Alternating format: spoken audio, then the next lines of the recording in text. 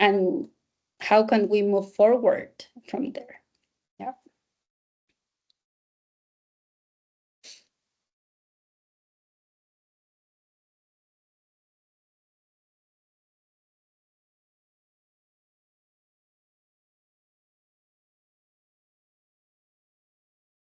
I see, Paul, you just put up something there. We should have a European versus Indigenous blackboard.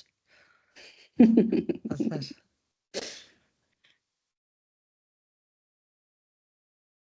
Yep, I agree.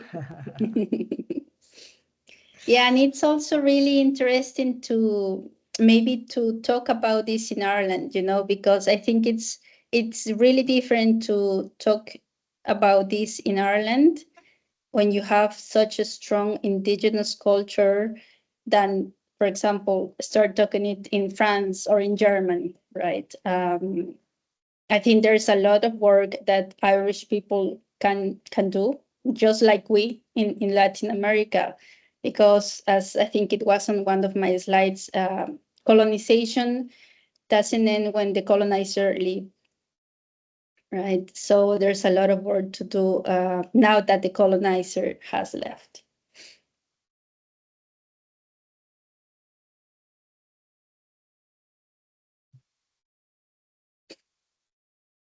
I think It's Kira.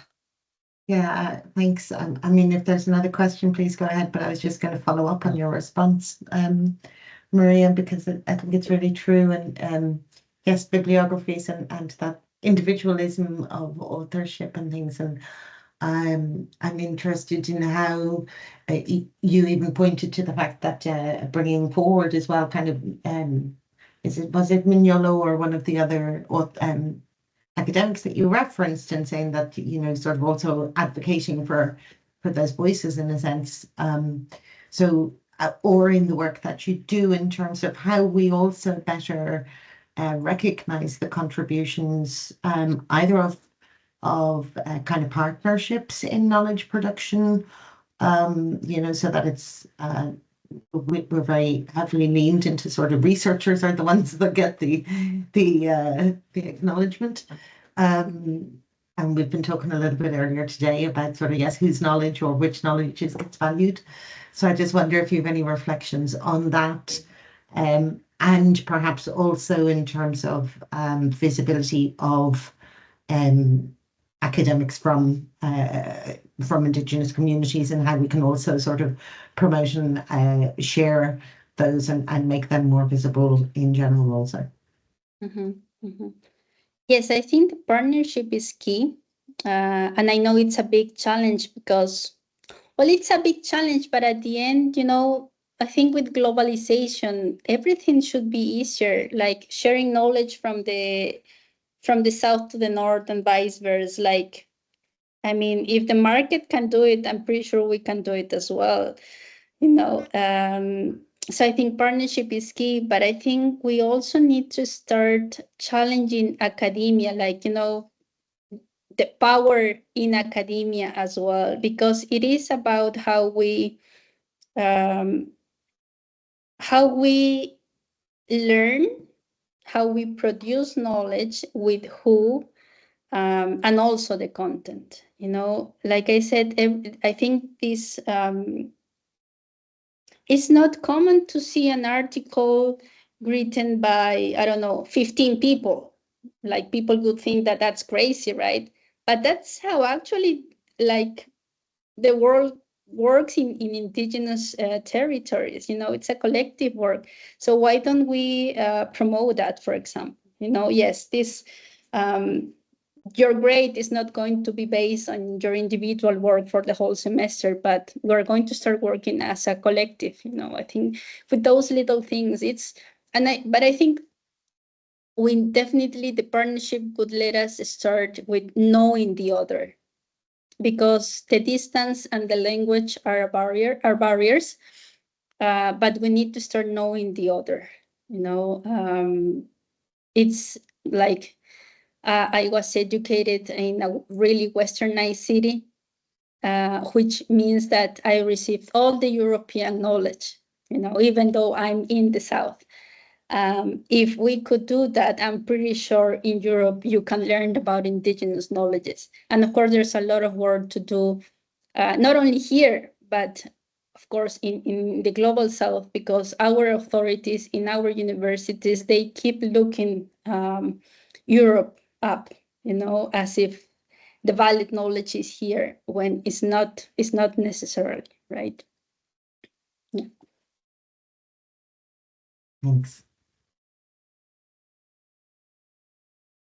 I'm just wondering, as we come to a close, just coming back to our original question or our original title, which was Indigenous Knowledge and looking at its potential to counter the global funding crisis. Is there anything anybody would like to say in terms of that, of what they might have gleaned from today, from Maria or from other people around that issue? Are we optimistic that can be done, or are we looking at a different model, etc.? Maria's just given us some ideas there.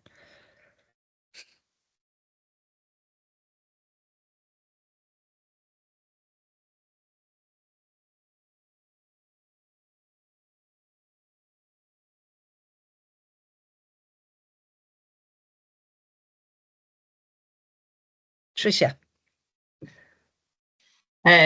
Just to maybe get the ball rolling. I mean, that was really interesting, Maria. And I kept thinking of, Reflect and Paulo Freire and the STAR work and, working at the time of HIV and just all of that coming from Latin America, that has impacted in all parts of the world in terms of how things are done and practice.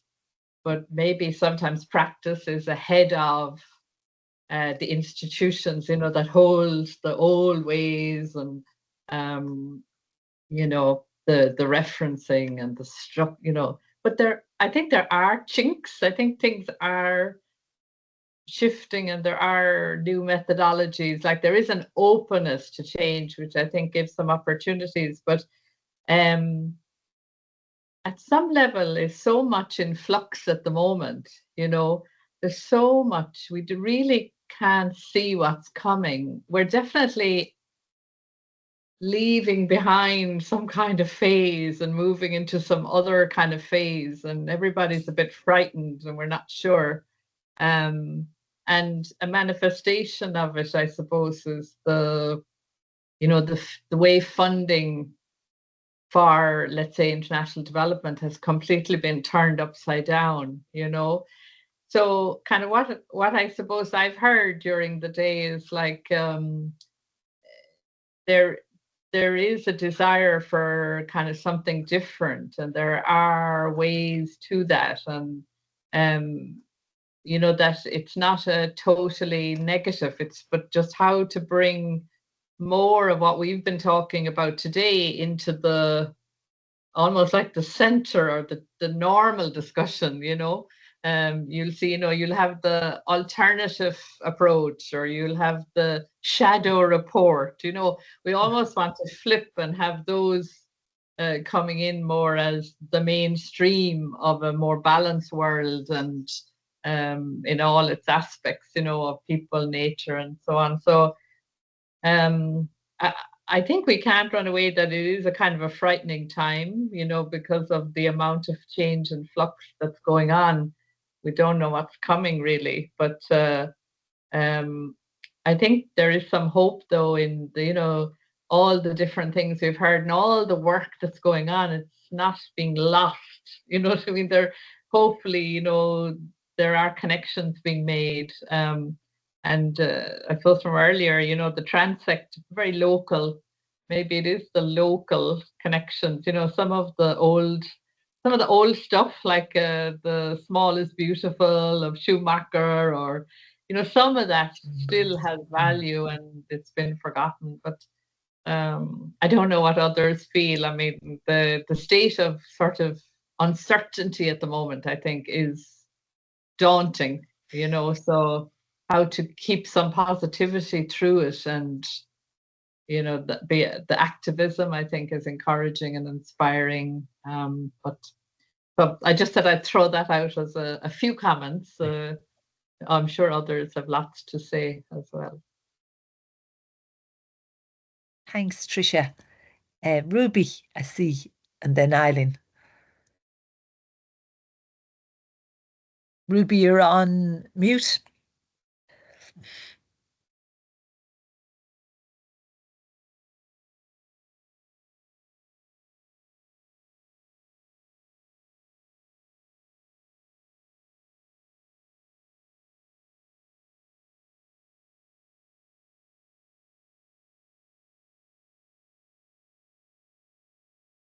Oh, I have the ability to unmute myself now. Thank you. No, I just want to say thank you to Maria. It was really interesting to hear your presentation then. I was thinking a lot about kind of the research that I'd done for my master's dissertation, and it was on flood management, decision-making processes in refugee camps. And something that really kind of like came through was that actually a lot of the time they're very reliant on local knowledge of people who have lived in those areas before these camps existed. So that was like kind of just my initial reflection there, thinking about your work there, and that kind of like assumption that we just forget that there's people who have lived in these places for many, many, many years before. But then also just kind of like reflecting on the question, Catherine, that you've kind of brought up again around the funding. And I think obviously like it's devastating impacts, and we're not really sure about kind of the extent to how people are being affected by it. I think there's probably like lots of statistics floating at the moment. But I suppose like kind of those like chinks, we know that a lot of funding doesn't necessarily reach kind of like local communities at that like kind of grassroots level, and those people are still doing the work regardless of that funding coming through. So I think there's kind of opportunities in that. But that was just kind of like my initial reflections off the top of my head. But just to say thank you to everybody who's spoken today. It's been very interesting to be part of it. Thank you very much, Ruby. And Eileen, you had your hand up. Yeah, just to say thank you, Maria. That was really, really interesting, and loads of things that I'm going to follow up on. And I love that phrase as well, epistemic disobedience. It should be on a T-shirt. I think it has that sort of ring to it. I suppose in terms of am I optimistic on the basis of today's question? Moderately so, I think. But I think there's something in what we discussed earlier with Paul about how we take in Indigenous knowledge and find creative ways to present it to the powers that be. Because the reality is that there's palatable and unpalatable ways to present it. And I think maybe we just need we need to ensure that the value of Indigenous knowledge is captured and is presented in creative ways that it can be evident, I suppose, to others. And one of the things that really struck me, I think it was Olusangan said it this morning, is that Indigenous knowledge isn't artifact, it's infrastructure. I think there's something really powerful in that, and trying to harness that and present it as such. But it's been a really, really interesting, thought-provoking day, and thank you so much to everybody.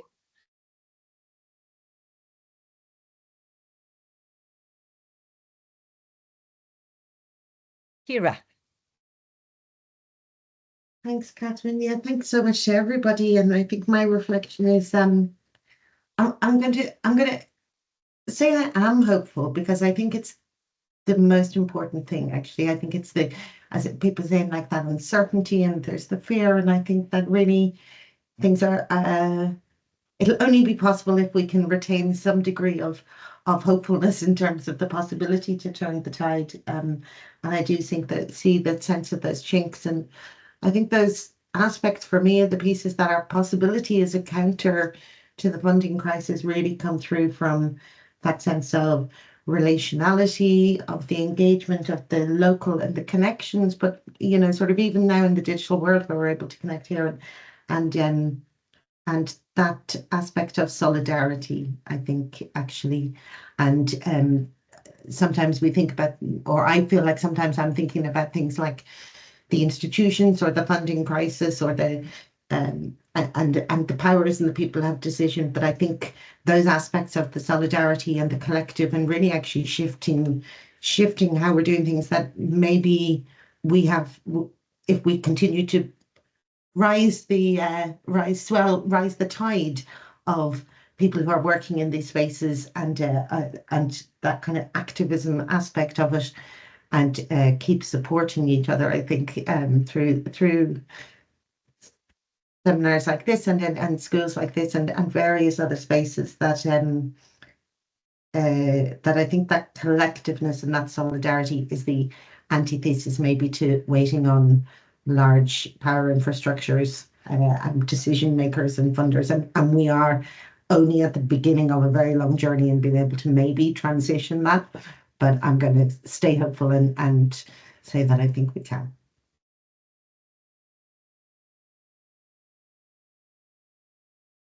Great. Well, that sounds like a very good note to finish on. Thanks, Ciara, and everybody. So maybe it just comes to me just to thank everybody, all the participants and all our stimulating speakers. So we had Paul, and Paul, well done for getting such a diverse team together. It's fantastic. Talking about various aspects of language, and from our French speaker. Sorry, Desmond, don't you worry about your English. It was absolutely perfect and clear. So we're delighted to have you. And talking about community radio, it was just great, really great to hear that. For Enjabolov, about the artifacts, I think we'll all remember so much about that, of his presentation, and challenging us in terms of who owns the past and who owns the present.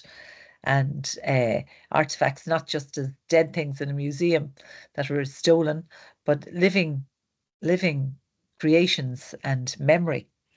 Then Paul getting us all going and walking, whether it was in our heads or physically. So I think that's always a really good positive thing to do. Thanks to Paul. And then we're sorry we missed Carmel, but maybe we can tempt her back to speak to us again about her work in Rwanda. And Maria, thank you so much. That was really fantastic to hear that perspective. And you're in a unique position given your own background and your academic pursuit to talk on these matters. So thank you for joining us. Okay, so I think we can draw things to a close. I might just suggest that if the organising committee, Tricia and Ciara and Sheila and Miriam and Sabangle, if you're able to stay on for a few minutes, but for everybody else, just to thank you so much for your participation. And it was very stimulating and interesting and great to see so many old and new faces. So see you next time. Yeah.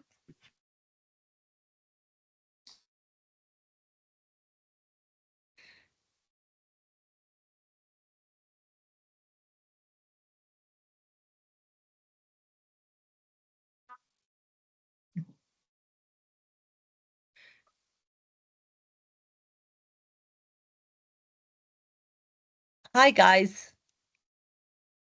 Hi. Hi. Hello. Oh, hi, Katie. Great to see you. Hey, how are you? How are Good. you doing? Great, You're great. emerging from your books. No, I've been kind of this. I've been following the proceedings, to be honest. Yeah. Yeah. Good. Well done, Kate, on the Yes. presentation today. Fantastic. Yeah. Yeah, I mean, it was really interesting. We've lots of new people, didn't we? In terms of participants. Yeah. Should we turn off the recording, or do we Oh, need yeah. to? Yeah. So you can say what you like. Yeah. If it's going to be shared, you know what I mean? I don't know. Yeah. Who can do that, Miriam, is it? Or Actively Sabangle? set it up. I just did it. Yeah. Mine looks like it's still recording. It is still recording. I'll do it here.